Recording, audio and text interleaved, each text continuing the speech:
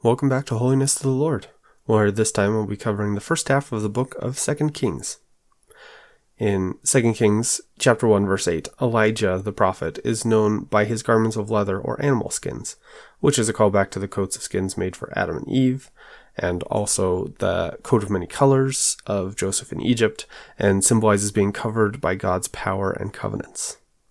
In chapter 2 verses 8 and then 14, and then we'll get to 16 through 18, but 8 and 14.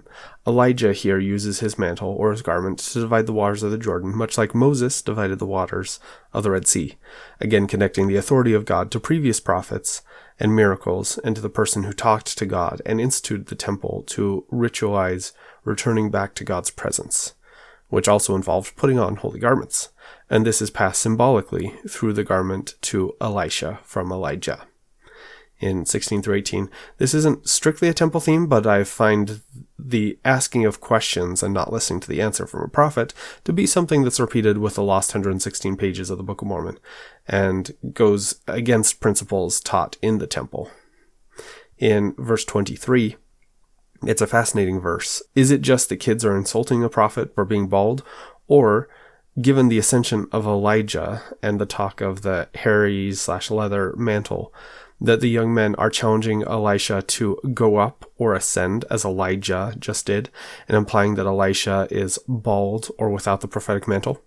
No expert, but it's interesting that that is put right after emphasizing the mantle and Elijah ascending into heaven. And that makes me think that there's a connection, and kind of makes a lot more sense that it was a very literal attack on the authority of the prophet and all things connected to it, rather than just teenagers being dumb. In chapter 5, verses 15 through 16, it's cool to see that the prophet of God has sufficient for his needs, but later in the chapter, one of the servants tries to receive payment for the prophet healing Naaman. In doing this, he was punished because he was turning to priestcraft, implying one could buy anything, including a blessing from the prophet of God, with money. In chapter 6, verses 30 through 31, it's interesting to see the token and curse associated with the physical action of the king, and he is using the trappings of a covenant, but with none of the effect. He's going through the motions in vain. But it's safe to assume that this is a common enough form of covenant that people make with the Lord. In chapter 9, verses 1 through 3, the prophet calls a priesthood bearer to take oil, pour it on Jehu's head, and anoint him to be a king in Israel. Sounds like a great and normal thing for anointings and kings.